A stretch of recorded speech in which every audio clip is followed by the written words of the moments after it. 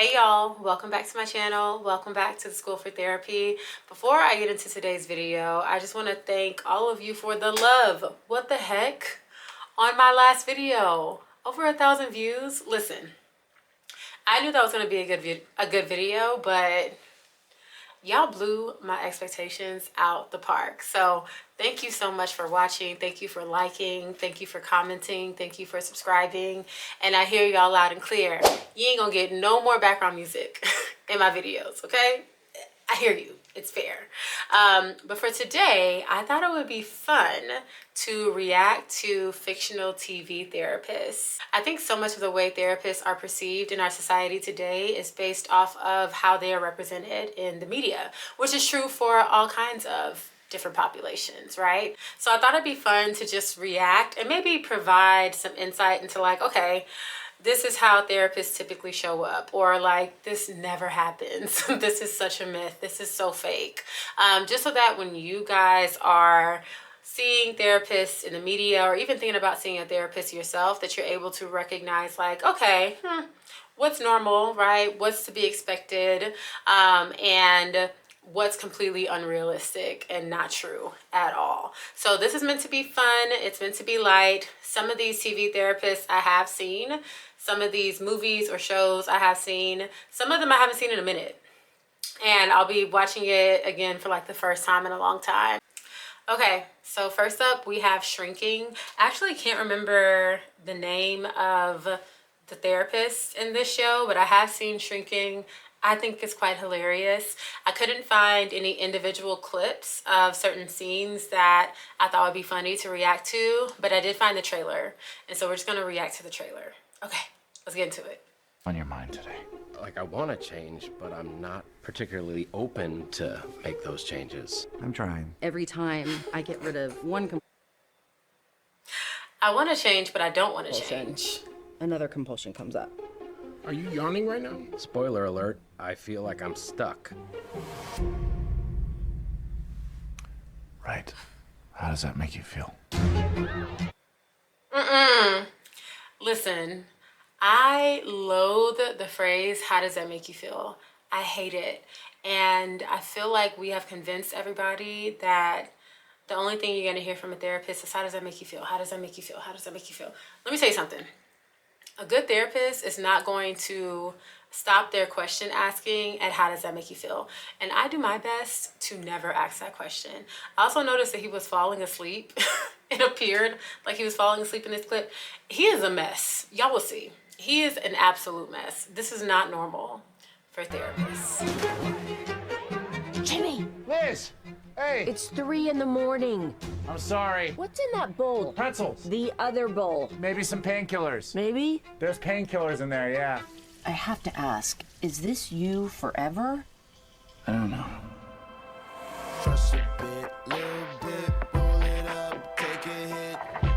Oh, hey, Paul. I'm worried about you, kid. Yeah, I've been grieving her. You've been numbing. Stop. You're doing sad face. This is just face. I have resting dead wife face. So Paul, the therapist in this show, is grieving the loss of his wife. And I think it's a great way to humanize therapists and have people understand that like life happens to us too, right? Like death, illness, job loss, right? All the things happen to therapists as well. But I think with Paul, the thing that's missing with him is like, he's a therapist that refuses to do his work. And as imperfect as therapists may be, I feel like we have a professional obligation to always try to do the work. That's my opinion. It's the integrity for me. Just kept on going on and on about how dumb I am. But he loves me. Your husband is emotionally abusive. He's not working on it. He doesn't intend to. Just leave him. Okay.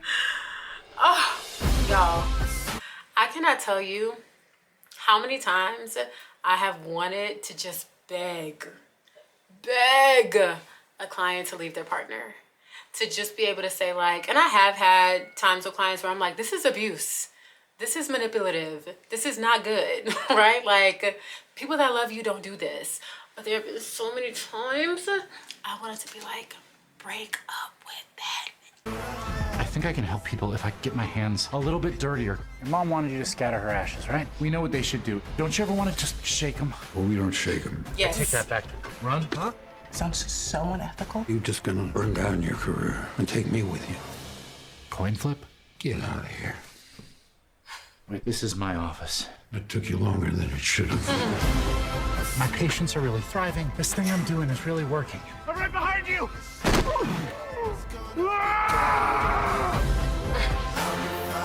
Nobody gets through this life unscathed. I can't remember Mom's laugh. I can feel her slipping away.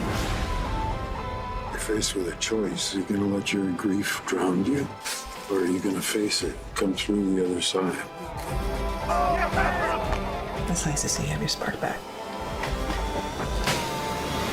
Just gonna leave your car here? I'm a white guy in Pasadena. The cops will probably just take it back to my house for me. Must be nice.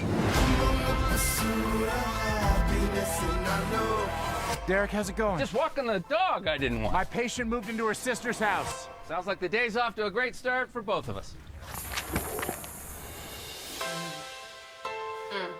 Okay, so that was Shrinking.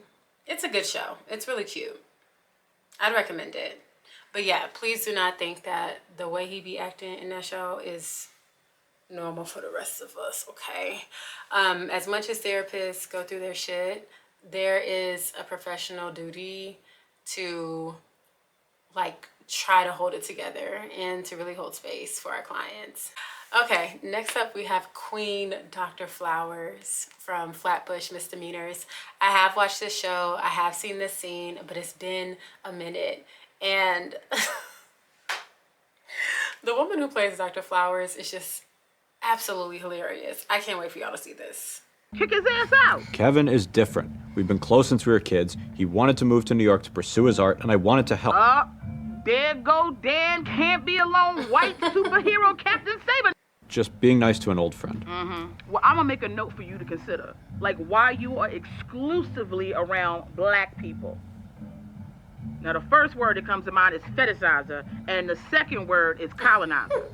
I don't know, it's just happened. You got Kenny the couch, you got your stepdaddy, you got this little girl you keep giving A's to for whatever reason, you got the drug dealer, you work at an almost all-black school, then there's me. Now, I know why you need me, but the rest of these, then they got to go. Now that you point it out, it might be a pattern from when I was younger. Shit, hey, consider this shit on your own time. The last thing I want to do is sit here and listen to your ass brainstorm. Oh my God. What a legend.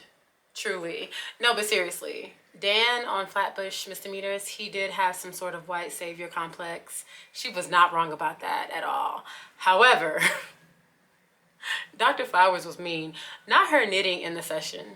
Not her knitting in the session. Listen, I don't care what anyone says. I just don't feel like therapists should be preoccupying themselves too much in session. At the most, get your little fidget spinner, something to do with your hands. But you knitting a whole scarf, sis, come on. And her being like, don't process that here, as if therapy is not for processing. I just think it was absolutely hilarious. And there have absolutely been times where I'm like, kick him, get rid of these people. What is going on? Why are we holding on to this so much? And sometimes I wish I could be as direct as Dr. Flowers. Sometimes. Okay, next up we have a classic. The famous It's Not Your Fault scene from Good Will Hunting.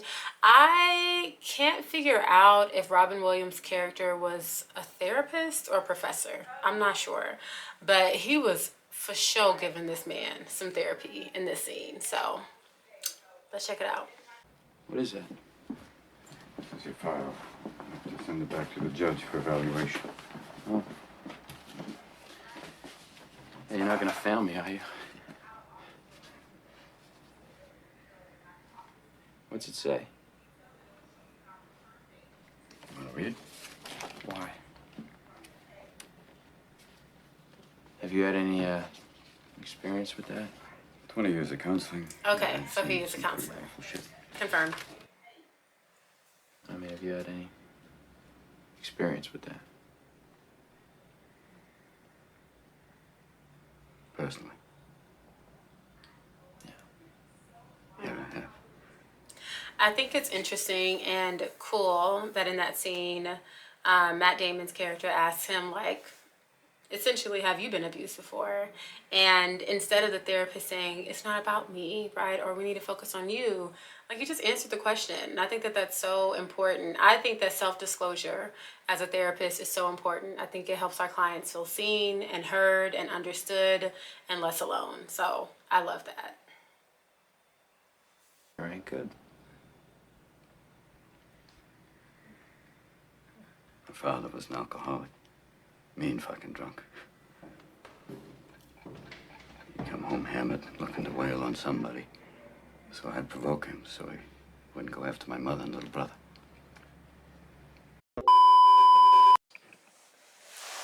Okay, we moved to a different spot. My camera overheated. Let's see if it likes it better here.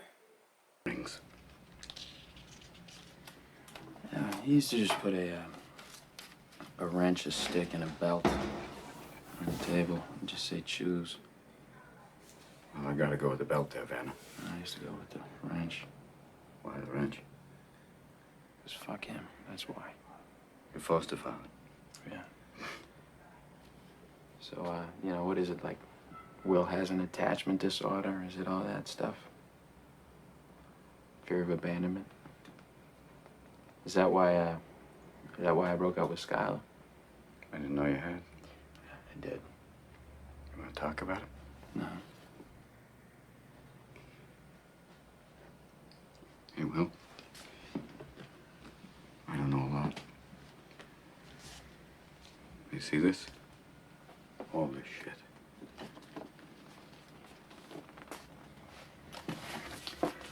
This is not your fault.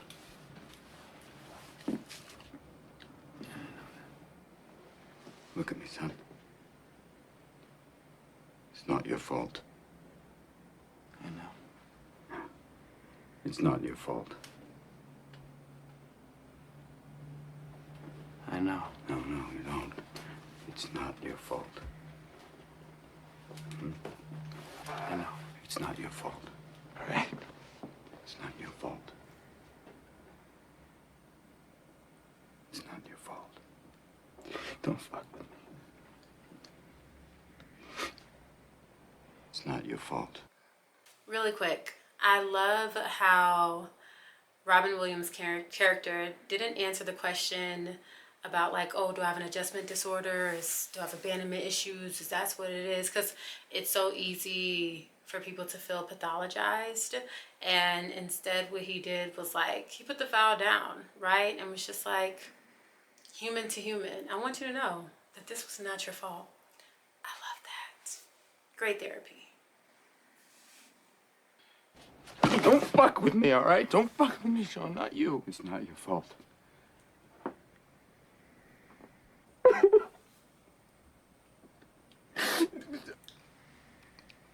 It's not your fault.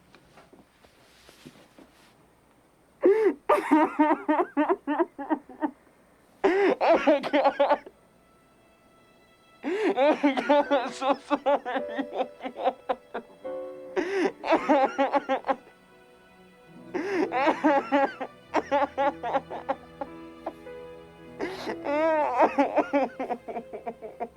I love this scene so much. One, I think so often, especially when it comes to trauma, especially childhood trauma and abuse, like, people need to hear that, like, you did not deserve this.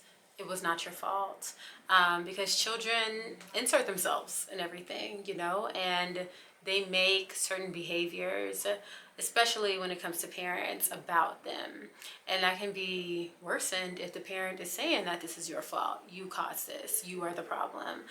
So I love that. And I also love, it's the little things, that they hugged in the end. I love that they hugged in the end. I had a session like that probably almost a year ago with a client. It was really heavy, and I shared something that was really personal that was similar to what she was talking about. And when we got up, you know, to end the session, she reached in for a hug, and I gave her a hug, and we just, like, almost like in the scene, like, hugged for a really long time.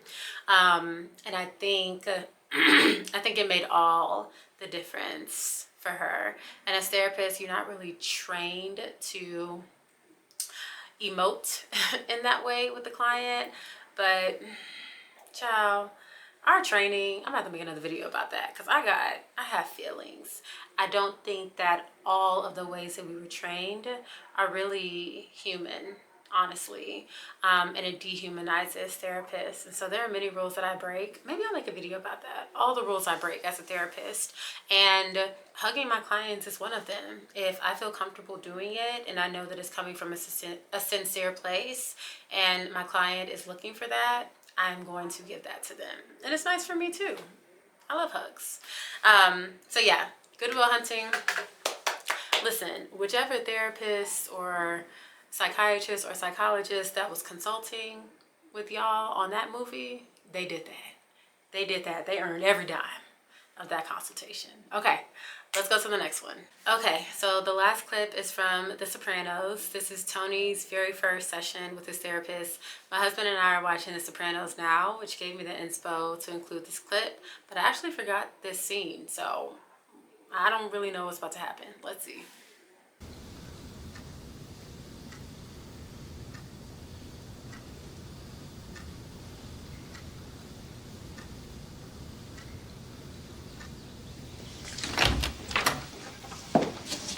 Mr. Soprano? Yeah.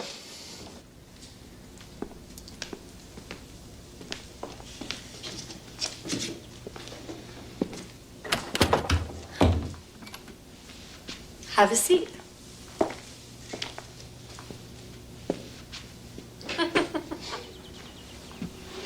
This reminds me of so many new sessions with clients where it's just really awkward. They don't know what to do.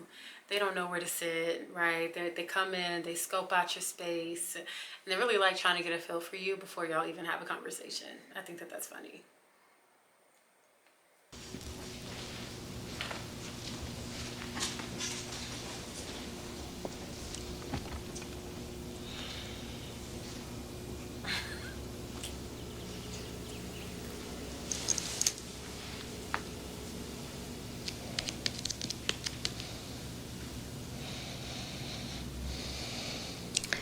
My understanding from Dr. Cusimano, your family physician, is that you collapsed, possibly a panic attack. You were unable to breathe. They said it was a panic attack. Of course, all the. I don't like how Dr. Melfi wasn't even like, hello, how are you? How's your day going? Right? You just come into this very quiet, very brown room and stare at each other. And then like, oh, let's just get right into it. Also, this is the first session and she didn't even explain confidentiality or like go over any policies. I know it's TV, but typically in a first session, your therapist will discuss confidentiality, no-show policies, late cancellation fees, rescheduling, scheduling, maybe even give you like some insight on who they are before we get into the good stuff. Blood work and the neurological work came back negative. And they sent me here. You don't agree that you had a panic attack? How are you feeling now? Good. Fine. Back at work. What line of work are you in? Waste management consultant.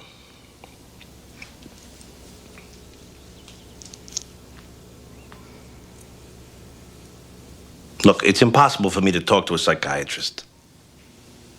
Any thoughts at all on why you blacked out? I don't know. Stress, maybe. About what? Tony is the perfect example of a client that is just so deep in denial. And you can tell that his therapist sees right through him.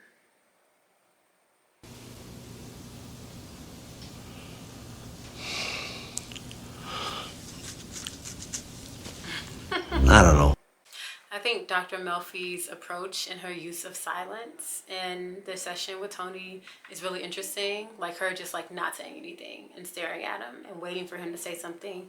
That can be useful with clients sometimes. It's like if you just give give them enough time to think and enough like awkward silence, they'll get so uncomfortable that they'll end up saying something that's helpful.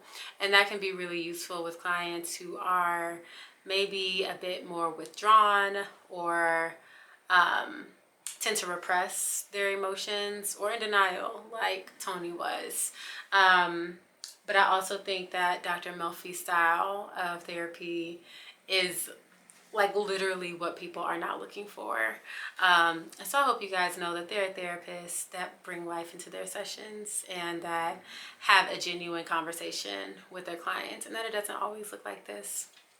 So that's it for today's video. I hope you guys enjoyed it. Let me know your thoughts in the comments, and I'll see you in the next one. Bye.